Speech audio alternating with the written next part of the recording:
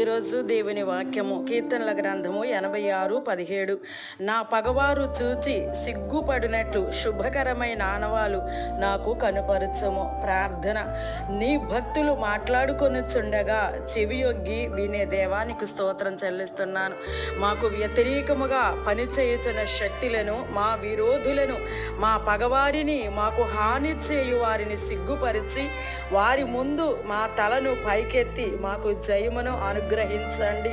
మా పట్ల మీరు చేసే కార్యమును గూర్చి మాకు విశ్వాసమును ధైర్యమును కలుగు చేయండి. ఏ విషయములైతే శత్రువు మమ్మను గూర్చి సిగ్గుపడి ఉంటున్నాడో ఆ విషయమై మీకు కృతజ్ఞతాస్తుతులు చెల్లిస్తున్నాను. దయతో ప్రార్థన ఆలకించి అంగీకరించండి. యేసు నామములో అడుగుచున్నాను తండ్రి, ఆమేన్. దేవుడు మన శత్రువు ఎదుట మన తలను పైకెత్తునుగాక. ఈరోజు దేవుని వాక్యము కీర్తనల గ్రంథము